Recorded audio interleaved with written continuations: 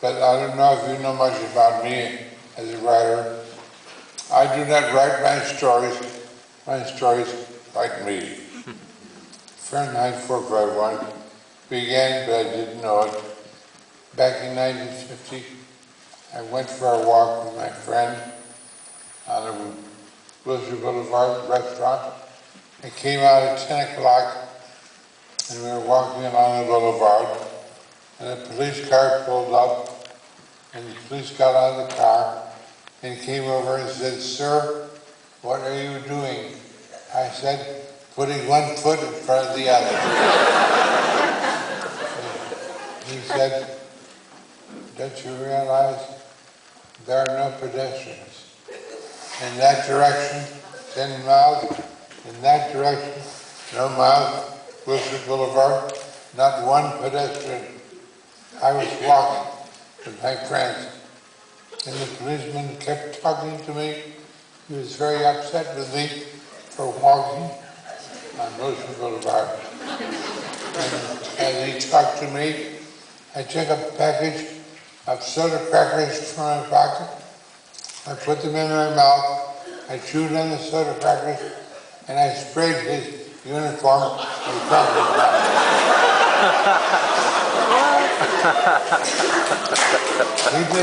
He didn't quite know what I was doing without being progressive. He brushed away the cracker card. He said, "Go home and don't do it." I said, "Yes, sir. I'll go home and remove my legs." So I got home that night. I sat down and wrote a short story called The Pedestrian. I published it in the Reporter magazine. And then a year later, when I was writing, I went to UCLA. I discovered they had a room down in the basement of the library there where I could rent a typewriter for 10 cents a half an hour. I needed to have an office. I couldn't afford to buy one, but here was one I could have for 10 cents a half an hour. So I moved in with a bag of dimes and began to write any old thing. But the pedestrian in my typewriter went out for another walk, and in the night he bumped into a girl named Clarice McClellan. And Clarice McClellan, this character inside my head, said to him, "Sir, I wonder if you are what I think you are." He said, "What?" She says, "I smell the kerosene on your uniform. You must be Montag, the man up the street who's the burner of books." He said, "I am." And then she kept talking, and she wrote Fahrenheit 451. The very first version occurred because she talked to my pedestrian, you see. And then in the next 9 days, I spent $9.80 in dimes, and I wrote the first version of Fahrenheit 451 called The Fireman. It was published in Galaxy Science Fiction magazine, and people liked it. But then Beck both came to me and said, "Ray, can you extend your version of The Fireman? We love the idea. Can you make it into a longer novel?" I said, "Yes, I can."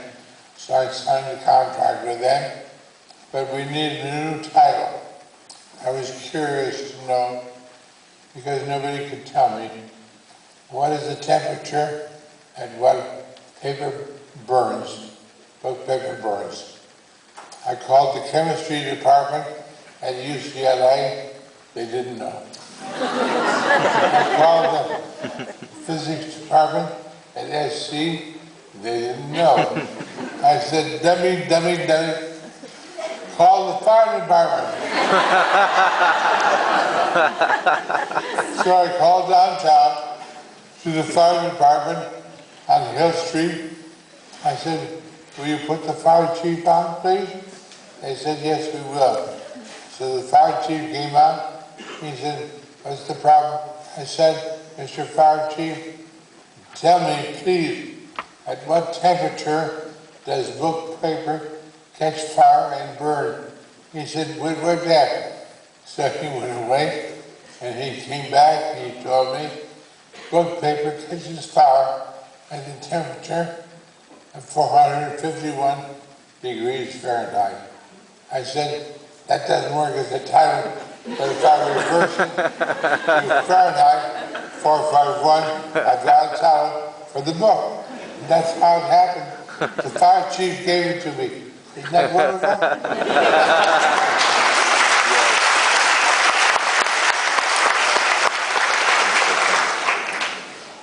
So I wrote an extended version of the fireman into the final version. Fahrenheit 451 had 50,000 words.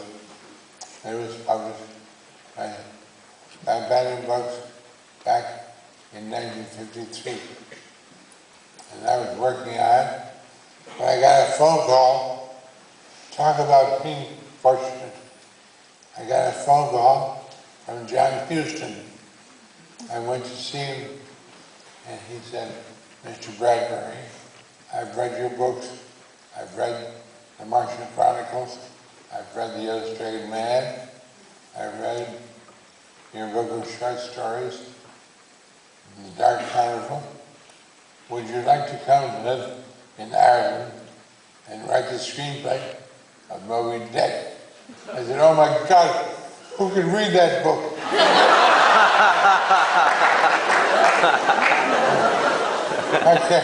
I can't read that book. He said, well, kid, go home tonight and read as much as you can. And come back tomorrow and tell me if you'll do the screenplay of Moby Dick. So I went home that night.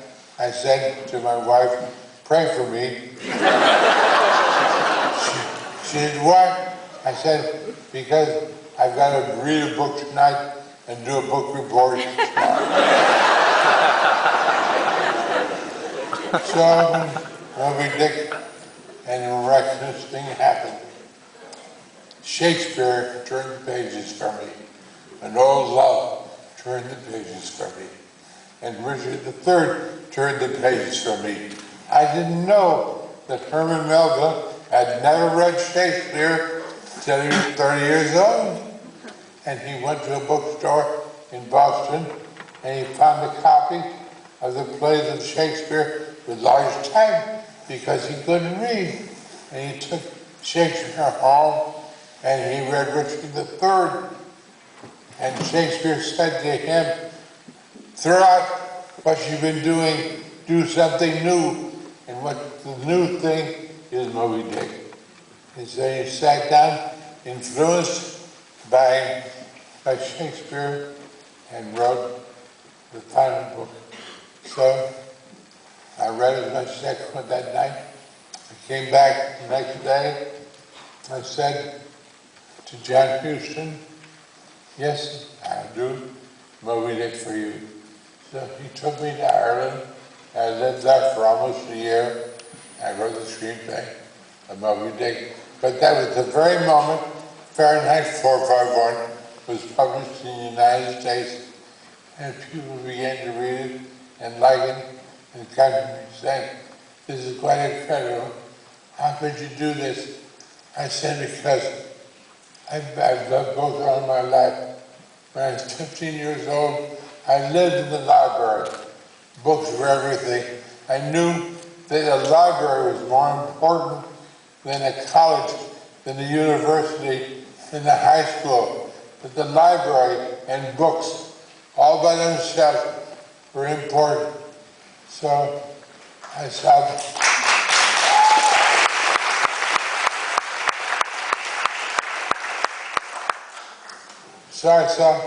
when I was 15 years old, Hitler was burning books in the streets of Berlin. Can you believe that? At the same time, I heard rumors about Stalin not out in Siberia somewhere, so they couldn't write. So the same thing as burning books. It killed my heart when I heard about it. So all this went into writing the final version of Fahrenheit 451. And along the way, the police chief, the fire chief came to me and he gave me the reason why he was burning books. So that all this stuff went into the book. Thank God for that. And finally, Francois Truffaut came to me more than 30 years ago. He wanted to make a motion picture of Fahrenheit 451. And I said, yes, you can do that. But be very careful what you do. I want to make sure your film is very close to my book. But it finally was. And the miraculous thing happened to me last year. I got a phone call from the Alexandrian Library in Egypt, and they told me, we have just translated your book, and it's now part of our library. Your Fahrenheit 451 is in Egyptian, is now a book in our library. It's the library where the first books were burned 5,000 years ago. I said, my God, that's wonderful that I'm part of your library where the books were first burned 5,000 years ago. I'm so honored. I'm so pleased. And that's where I am now, with the library in Alexandria, Egypt.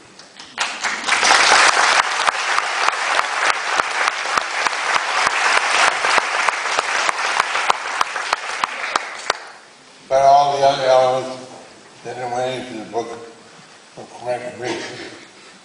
And my love for so many things I tried to put into that book and do it in such a way that when you write it, you might remember it forever. And I've gone on to doing stage plays of Fahrenheit 451. It's been produced here and in Italy and France and various other places too. And the wonderful thing is Fahrenheit 451 has been a secret book in Russia among the people that Stalin tried to control. But 40 years ago, Fahrenheit 451 was published in Moscow and read by the Russians who were dominated by Stalin. So it has quite a history behind it. I'm quite amazed. It's quite wonderful. These things happen to you and you're able to do it. So in the near future, I hope to do a new production of Fahrenheit 451 and a new screenplay with Mel Gibson. I hope that will be made next year so we can improve some of the things that weren't quite right when the film was made back 30 years ago. Beyond that, my love of library is very important.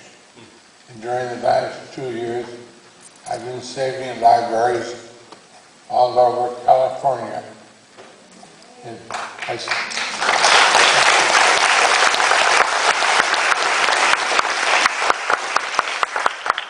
I went to Long Beach and saved their library a couple of months ago. I was out in Simi Valley 2 weeks ago trying to help them for the future. I was over in Ventura working with them to help save the library there. So that's simply great. Absolutely incredible. But I want to tell you a thing that happened back about 25 years ago.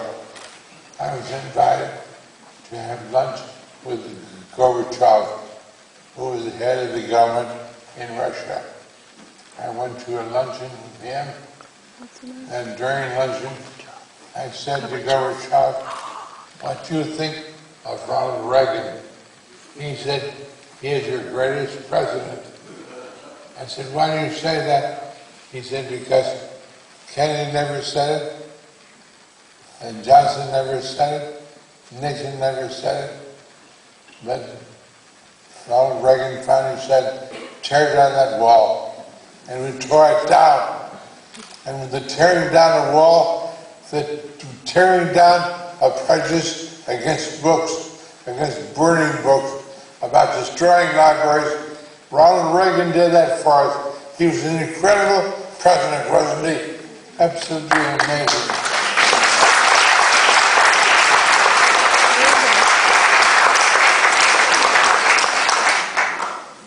So I thank Overtop for telling me this, because I had that feeling about Ronald Reagan too. He was a great man, but we simply didn't realize it. A man that believed in knowledge and believed in libraries. So beyond that, Fahrenheit might very well be the book that guarantees my future. When I was 12 years old, I went to a carnival in my hometown in Waukegan, and there was a man named Mr. Electrical there, sitting in an electric chair. They pulled a switch, and the electricity shot into his body, and he reached down the audience with his sword, and he pointed at me, and he said, "Live forever!" I said to myself, how do you do that? And the next day, I went to a funeral, and on the way back from the funeral of my favorite uncle, I said to my father, let me out here. He said, I can't let you out. Why do you want to get out? I said, let's stop the car and let me out. So he stopped the car, and I ran down the hill toward the carnival, because Mr. Electrical was there, and he was going to tell me how to live forever. And I got down the carnival, and by God, there in front of a tent was Mr. Electrical, like he was waiting for me. And I didn't know what to say. I walked up to him though. I had a magic trick in my pocket. I pulled it out. I handed it out. I said, Mr. Electrical, will you show me how to do this magic trick? And he took the trick, and he broke the ice cream, and he showed me how to do the magic trick. And then he looked into my face. He said, would you like to meet some of those strange people over there in that tent? I said, yes. He says, come on now. So he took me over to the tent, and he hit it with his cane, and he cried, clean up your language, clean up your language. And he took me in, and I met the illustrated man. Can you believe that?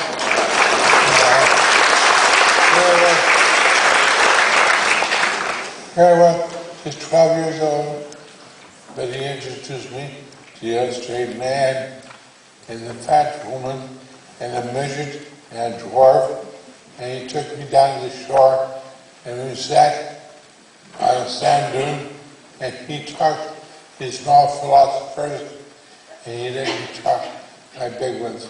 I was 12 years old. And he looked into my face. He said, young man, I'm glad you're back in my life. I said, Mr. Electrical, I don't know you. I've never met you before. He said, yes, you were. In 1918, in Paris, at the Battle of the Ardennes Forest, you were my best man. You were shot in that battle, and you died in our arms outside of Paris in 1918. You've got a new face, you've got a new name, and now I look into your face, and the soul shining out of your face is the soul of my dead friend. Welcome back to the world. Now, why did you do that? The night before, he gave me the future. Now he's giving me the past. And I walked back through the carnival. I came to the merry-go-round carousel, where the horses were going around and around is the future. That my future was guaranteed because Mr. Electrical told me to go there.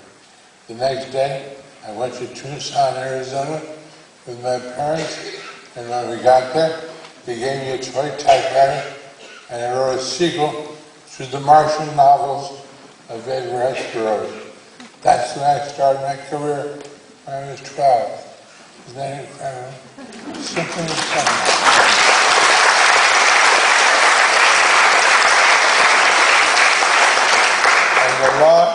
And along the way, I fell in love more and more with libraries.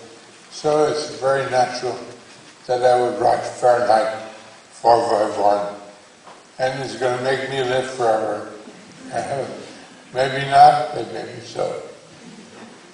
I had such great fun doing it, and I have such wonderful fun being here with you today.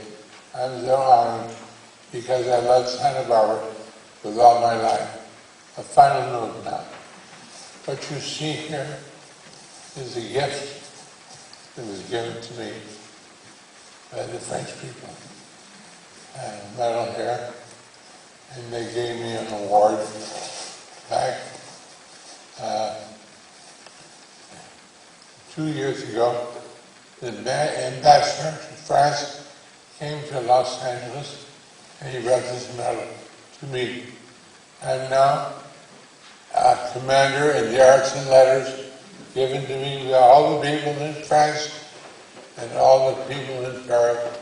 I'm now a commander in the Order of Arts and Letters. I command you to love my novel even more. Thank you very much.